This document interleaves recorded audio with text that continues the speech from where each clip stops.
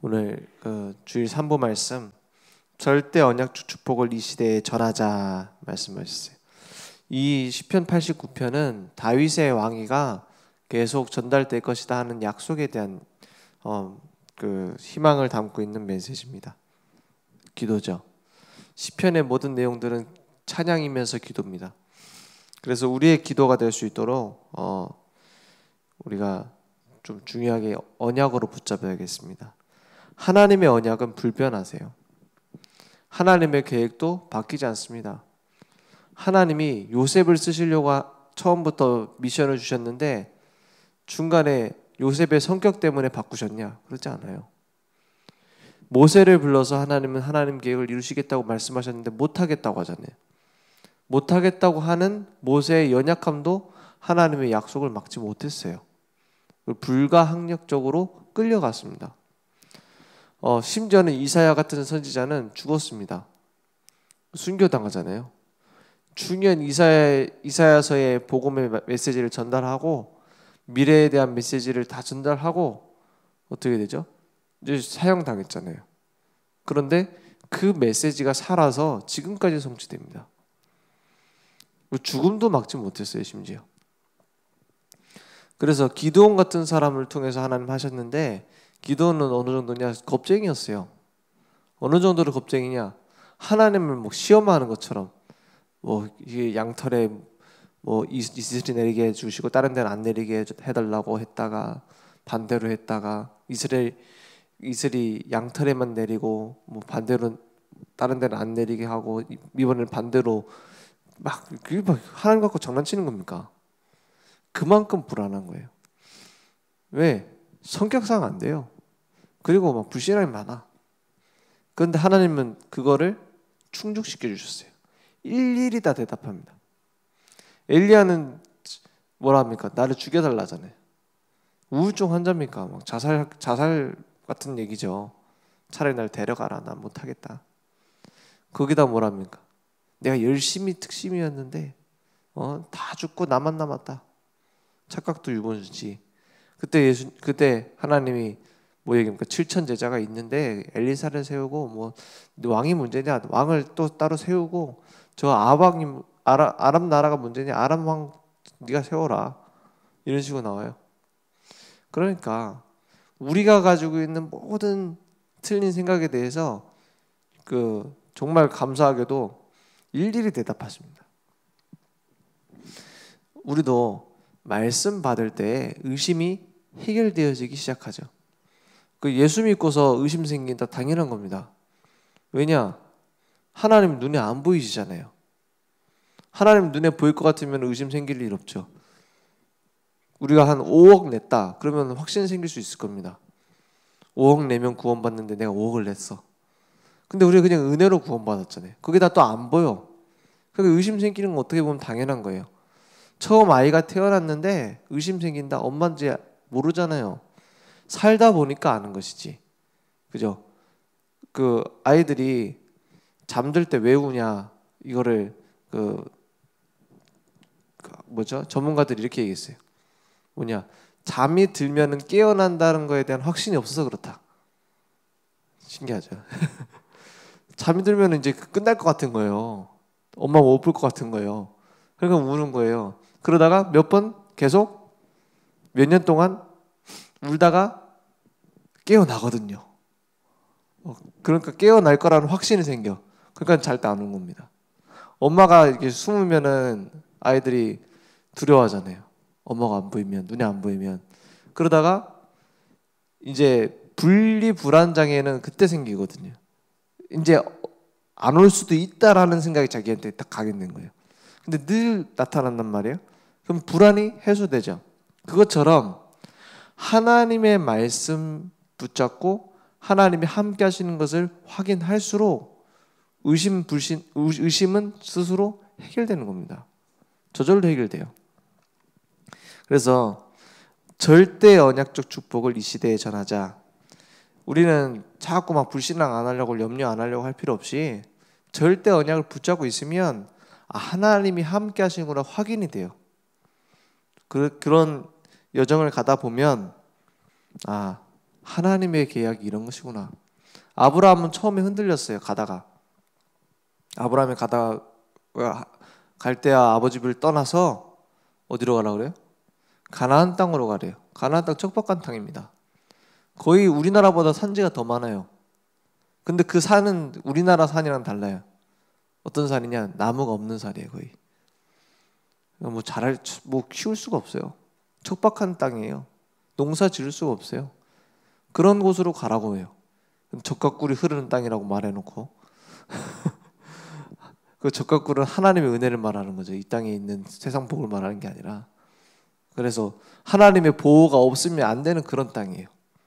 그런데 가니까는 뭐가 생깁니까? 불신앙 생기자. 그래 애굽으로 내려갔다가 다시 돌아가지는 못하고 다른 데로 가는 거예요. 거기서 또 이제 자기 아내를 뺏길 뻔했다가 그러다가 나중에 아브라함이 어떻게 됩니까? 바뀌어져 가죠. 그걸 보고 성화라고 하잖아요.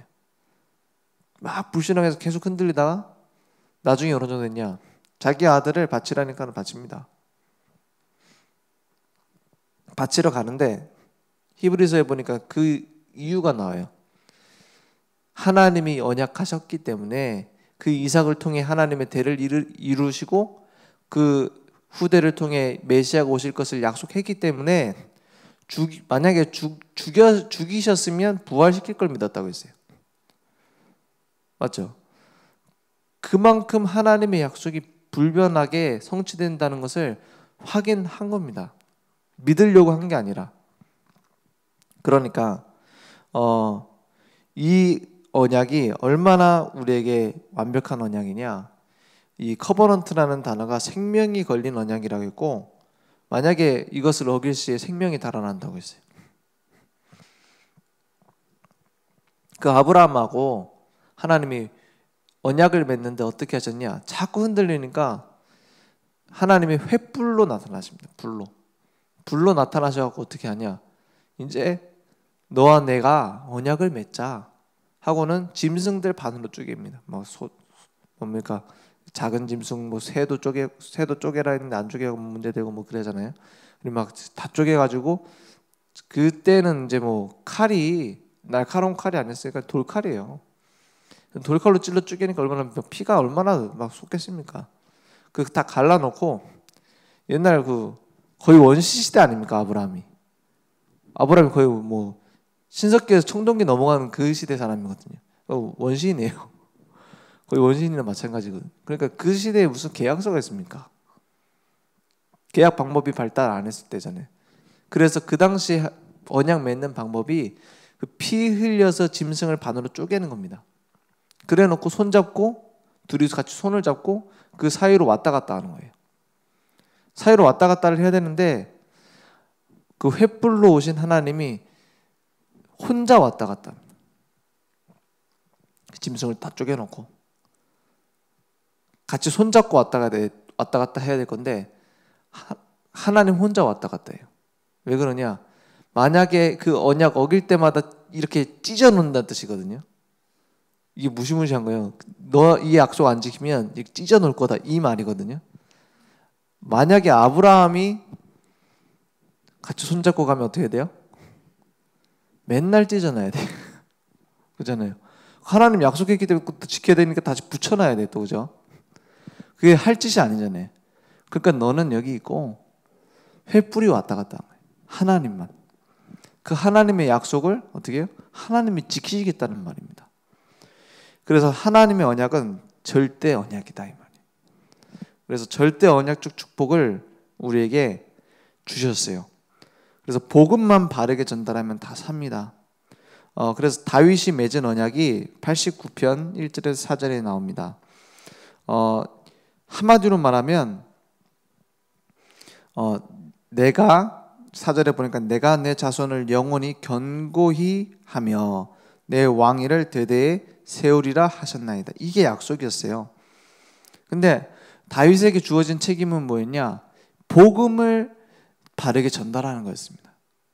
우상 숭배하고 하나님을 떠나는 그때는 재앙과 회초리를 될 것이다. 오늘 읽은 본문 말씀이 나오죠. 대신에 그 언약을 너와 나의 언약을 지키면 그 언약을 지킨단 말이 무슨 말입니까? 하나님이 이스라엘 민족을 구분하셨어요. 어떻게 구분하셨냐? 제사장 나라로 구분하셨습니다. 너는 나의 백성이고 나는 너의 하나님이다. 그 관계를 언약으로 약속하신 거예요. 그래서 뭐 이거 지키라 저거 지키라 하는 약속보다 더 중요한 건 하나님과의 관계에 대한 언약입니다. 그걸 떠나지 말라는 거예요. 그 약속을 했어요. 그렇게 떠나지 않으면, 우상 숭배하고 다른 신에게 가지 않으면 내가 너에게 후손들이 대대로 왕이 되게 할 것이다, 이 말이죠. 그래서 오늘 그 말씀에 보면은 인자하심과 33절에 그러나 나의 인자함을 그에게서 다 거두지는 아니하며 나의 성실함도 패하지 아니하겠다 했어요. 회초리 치고 채찍 치겠지만 내가 하나님 주신 이 복음을 놓치고 우상 숭배하고 세상에 취해 살면 내가 치겠지만 완전히 버리지는 않고 너에게 기다리며 버틸 수 있는 성실하심을 주겠다 이랬어요. 그래서 우리를 세우시고 견고하게 하실 것이다 말씀하십니다. 그리고 언약적 축복으로 그냥 아무나 주신 축복이 아니라 택한 자에게 주신 축복이다 이랬어요. 하나님이 우리에게 주신 약속은 내가 선택한 게 아닙니다. 하나님 우리를 구원하신 것은 내가 선택한 게 아니라 하나님이 우리를 선택하셔서 부르셨어요. 내가 선택해서 믿은 것처럼 보일 수 있지만 하나님이 선택하셔서 믿어지게 하셨어요. 그래서 나의 거룩한 자에게 기름을 붓겠다 말씀하셨어요. 그 38절에도 보면 주께서 주의 기름 부음 받은 자에게 놓아서 물리치셔서 버리셨으니 막 이렇게 쭉 나오죠. 이런 많은 문제들이 있겠지만 결국에 하나님의 인자하심과 성실하심을 거두지 않겠다 했어요. 왜냐? 택하셨기 때문에. 그래서 기름 부음이 무슨 말이냐? 기름 부음은 왕을 세울 때 기름 부었어요. 그리고 선지자 제사장을 세울 때 기름을 부었어요. 그래서 그리스도라는 뜻이 기름 부음 받은 자는 뜻이잖아요. 기름을 왜 부었느냐? 그거는 하나님의 권을 그에게 준다라는 뜻입니다. 하나님의 권위를 그에게 위임한다는 뜻입니다. 그죠? 그래서 왕은 자기가 왕인 게 아니에요. 하나님이 하실 그 일을 대신하는 겁니다. 제사장도 예배를 드리는데 하나님이 하신 그 권한을 부여받은 겁니다. 그래서 그 기름 부음은 또 성령이 그에게 임하는 것을 말합니다. 그래서 우리의 모든 발걸음 속에 기름 부음 받았다 이 말은 하나님이 내 안에 함께 하신다는 겁니다. 내주하신단 말이에요. 그리고 나의 모든 길을 내가 선택해 가는 게 아니라 하나님이 인도해 가신다는 말입니다. 그래서 하나님이 역사하시겠다는 말이에요. 이번 주에 현장에 갔는데 신앙생활을 오래 하시던 분이에요. 그러니까 문제가 생기니까 하나님 내가 뭘 잘못했길래 이래야 됐냐 이렇게 저한테 물어봐요. 하나님 내가 뭘 잘못했길래 우리 가족에 이런 문제가 생기느냐. 근데 이유 있습니다. 사실 우리가 잘못했기 때문에 하나님이 그럼 벌을 주냐? 그것보다 더 중요한 이유가 있어요.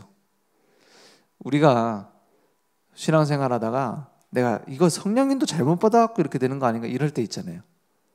내가 이 성령님도 잘못 받아가지고 거기에서 빨리 나와야 됩니다. 그게 죄책감이거든요.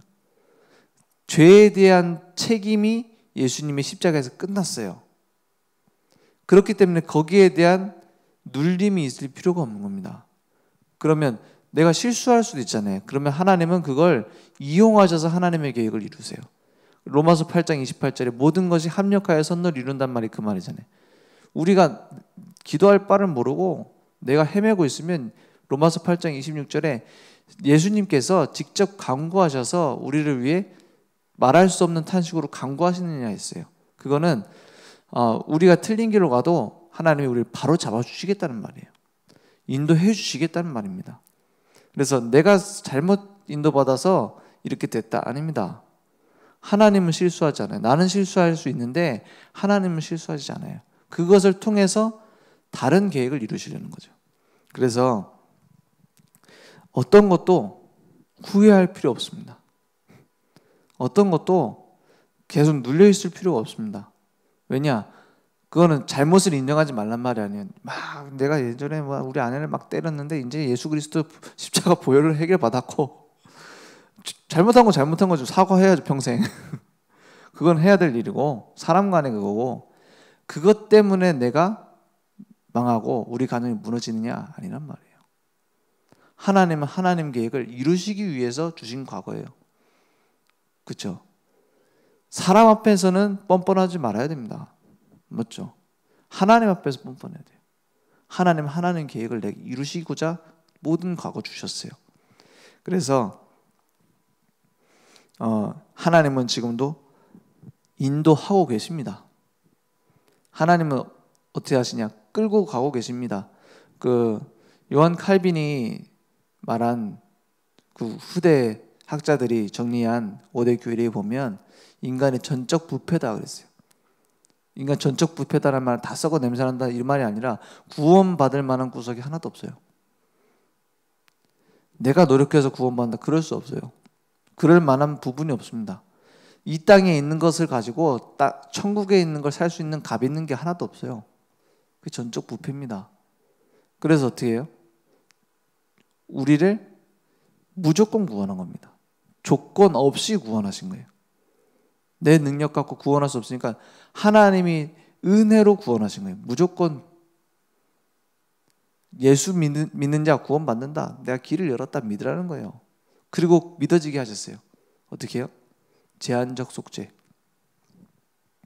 모든 사람이 다 믿을 수 있는 건 아니에요. 하나님이 선택하셨어요. 그 선택은 우리가 왜 안 했냐 따질 수 없어요. 왜냐?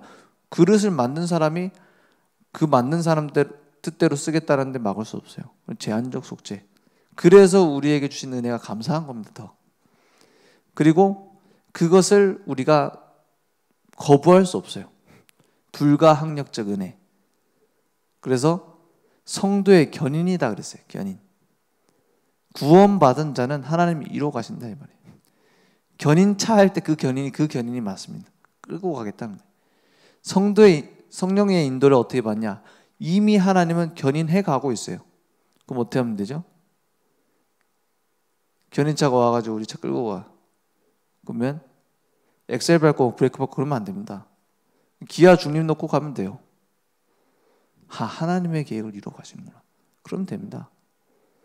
끌고 가고 있는 중입니다. 그래서 하나님이 우리와 함께 하시기 때문에 견고하게 하시겠다 말씀하셨어요. 원수들이 22절에 원수가 그에게서 강탈하지 못하며 악한 자가 그를 곤고하게 못하리로다. 곤고하게 피곤하고 고통스럽게 하지 못한다 했어요. 악인들이 공격을 분명히 합니다. 그런데 오히려 대적을 박멸하시고 미워하는 자를 치신다고 했고 구원받은 자에게 구원의 뿔로 높이 드신다고 말씀하셨습니다. 우리를 어때요? 완전히 보호하신다고 말씀하셨어요. 그래서 진짜 언약 백성은 한 가지 문제입니다.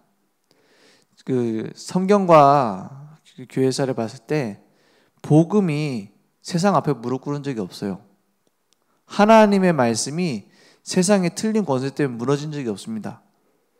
근데 왜 복음 없이 재앙당하고 노예되고 포로되고 속국됐느냐? 한 가지 이유였어요.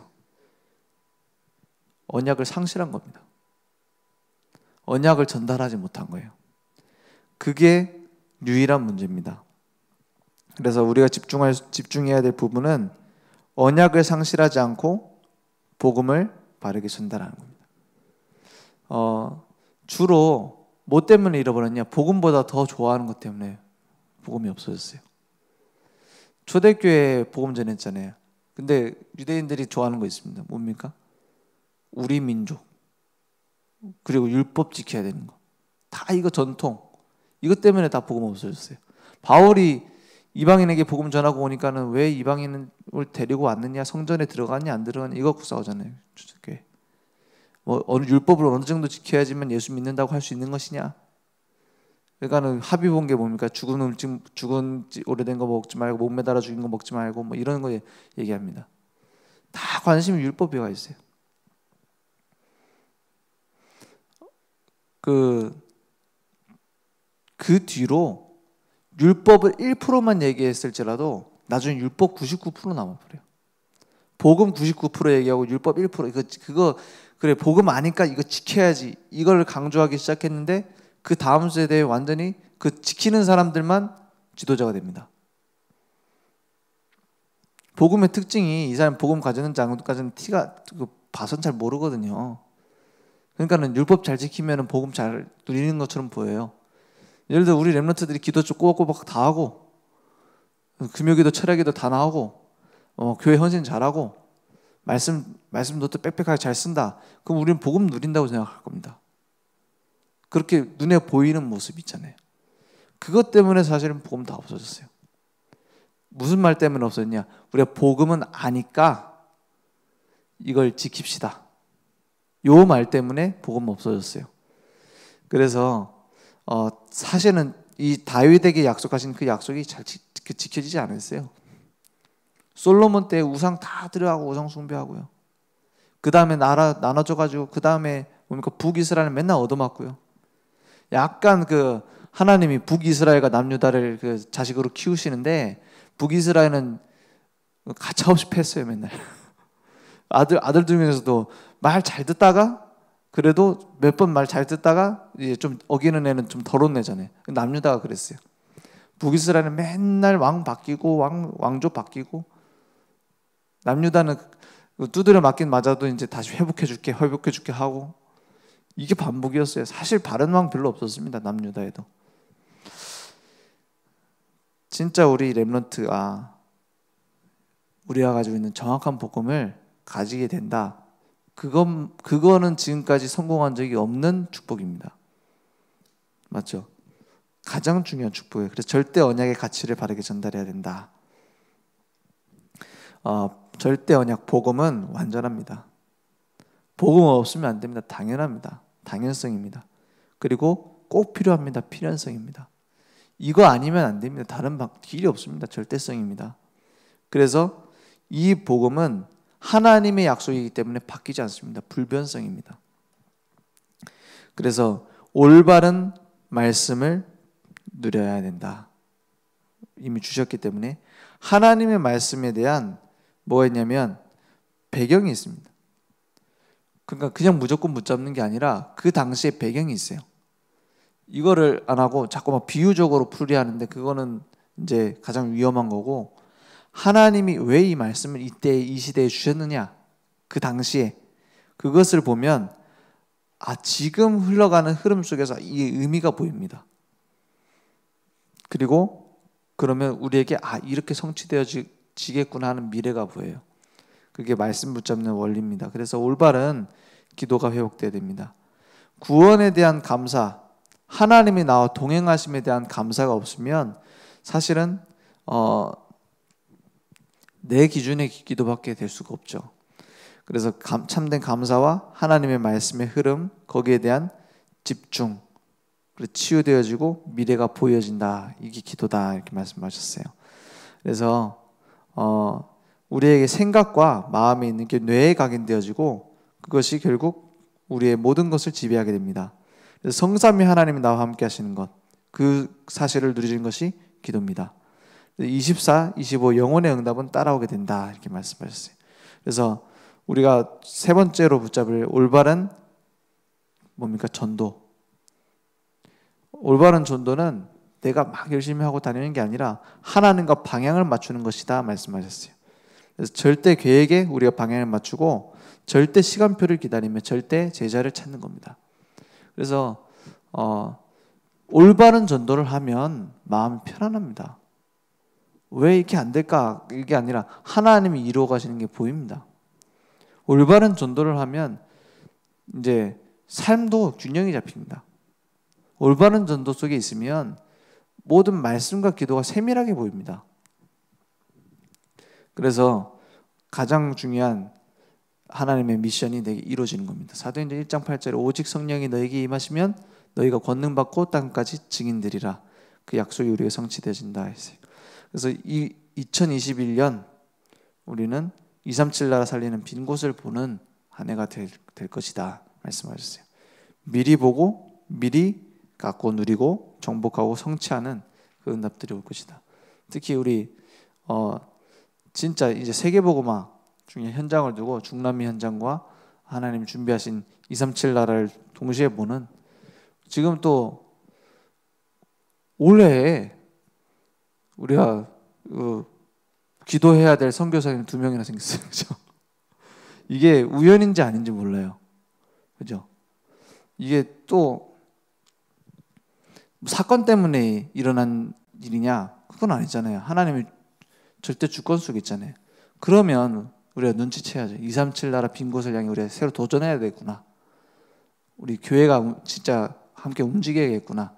그런 중요한 기도가 시작되기 원합니다. 기도하겠습니다. 하나님 감사합니다. 하나님의 큰 계획을 우리가 보며 작은 기도 속에 들어갈 수 있도록 역사해 주옵소서. 하나님의 언약에 우리의 인생을 드리는 예배가 회복될 수 있도록 역사해 주옵소서. 하나님, 우리의 모든 삶에 세밀하게 하나님의 음성을 들으며 인도받는 증인들 될 수 있도록 역사해 주옵소서. 절대 언약에 그냥 내용만 전달하는 것이 아니라 인생 드릴 수 있는 가치를 전달하는 증인의 삶이 우리의 여정이 회복될 수 있도록 역사해 주옵소서. 예수 그리스도 이름으로 기도했습니다. 아멘.